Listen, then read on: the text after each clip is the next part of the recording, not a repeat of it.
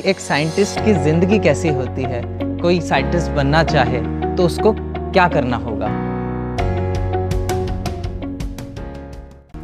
Hello दोस्तों, आज हम आपके लिए एक बहुत ही स्पेशल सा इंटरव्यू लेकर आए हैं जिसमें बड़ी ही मेहनत से हमने हमारे एक ऐसे मित्र को ढूंढा है जो कि हैं एक साइंटिस्ट। जी हाँ, यानी एक वैज्ञानिक। क्या आप भी साइंटिस्ट बनना चाहते हैं और एक वैज्ञानिक की ज़िंदगी कैसी होती है, तो जानेंगे हम हमारे आज के स्पेशल गेस्ट डॉक्टर शर्मा से, जो कि भाभा एटॉमिक रिसर्च सेंटर जैसे इंडिया के प्रीमियर इंस्टीट्यूट में अपनी सर्विस दे चुके हैं। तो देर किए बिना इंटरव्यू स्टार्ट करते हैं। नमस्ते डॉक्टर शर्मा, आपका स्वागत है हमारे यूट्यूब चैनल में। अपना समय देने के लिए बहुत बहुत धन्यवाद। Thank you for inviting me. Thank you for inviting me. वैसे डॉक्टर शर्मा, आप साइंटिस्ट जैसे दिखते नहीं हैं। आप भी कौन से रणवीर इलाहाबादिया लग रहे हैं, लेकिन इंटरव्यू तो ले रहे हैं ना। तो दोस्तों, अभी आपने जैसे को तैसा मुहावरे का वाक्य में प्रयोग देखा।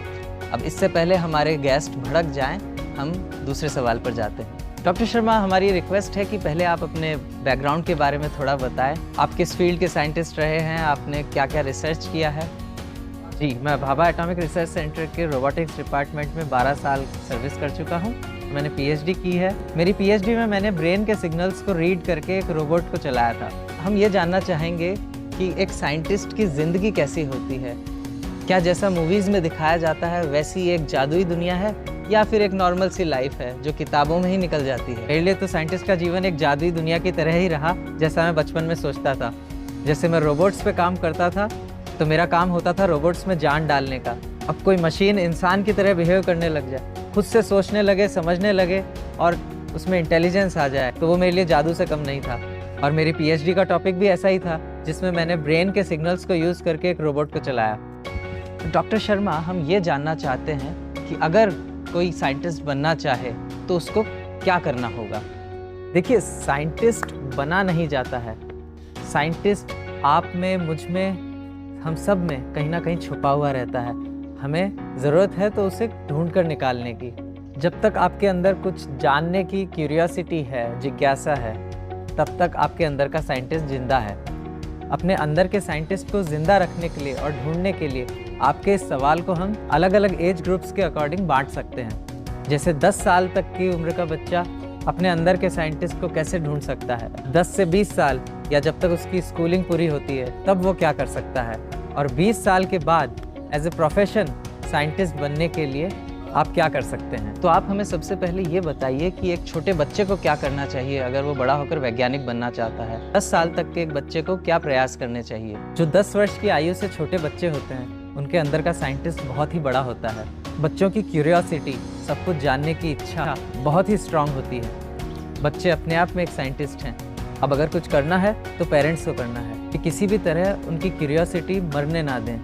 अगर बच्चे कुछ सवाल पूछते हैं तो उनको अवॉइड ना करें, उनका जवाब उन्हें मिलना चाहिए। और बच्चों को कुछ ऐसा ला कर दें जिसकी तोड़ फोड़ में वो लगे रहें, कुछ बिगाड़ते बनाते रहें। और हाँ, मैं कंप्लीट सेल्फ वर्किंग किट्स के बिल्कुल खिलाफ हूँ, जिसमें बटन दबाया और अपने आप चलने लग गए। फॉर एग्जाम्पल, बचपन में मेरे पास एक टूल बॉक्स हुआ करता था जिसमें टूटी फूटी मोटरें हुआ करती थी, बैटरीज हुआ करती थी, और मैं वायर कॉइल्स से मैग्नेटिक फील्ड पास करवा कर उनको मोटर की तरह घुमाने की कोशिश करता रहता था। अगर सब कुछ बना बनाया मिल गया तो उससे क्यूरियोसिटी ख़त्म हो जाएगी।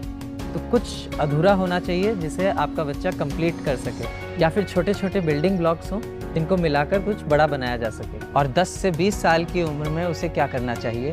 10 से 20 साल की उम्र में जब बच्चों की स्कूलिंग पूरी होती है, अगर उन्हें आगे जाकर साइंटिस्ट बनना है तो उन्हें किताबों से प्यार करना सीखना पड़ेगा। इस समय आपको स्पेशली अपनी स्टडीज़ पर बहुत ज़्यादा फोकस करना पड़ेगा, क्योंकि अगर आप स्टडीज़ में अच्छे होंगे तभी आप आगे जाकर scientist as a career choose कर सकते हैं। इस उम्र में मैंने पढ़ने पर ज़्यादा फोकस किया, और जो घर पे मैं अपने साइंटिफिक प्रैक्टिकल्स करता था उनको थोड़े समय के लिए रोक दिया, क्योंकि इस समय पढ़ाई पे फोकस करना है, और बाद में जब करियर साइंटिस्ट का होगा तो सारी ज़िंदगी है प्रैक्टिकल्स करने के लिए। तो जब तक आपकी 12th पूरी होती है तब तक आप पढ़ाई पर अच्छे से फोकस करिए। मैं ये नहीं कह रहा कि आपको 90% से ऊपर ही लाना है, लेकिन जो भी आप पढ़ रहे हैं वो आपको अच्छे से समझ आना चाहिए, आपके कंसेप्ट्स क्लियर होने चाहिए, और साइंस से, पढ़ाई से आपको प्यार होना चाहिए। अब आप हमें ये बताइए कि जो यूथ हैं, 20 साल की एज के बाद उन्हें क्या प्रयास करने चाहिए, क्या करना चाहिए जिससे वो साइंटिस्ट बन सकें।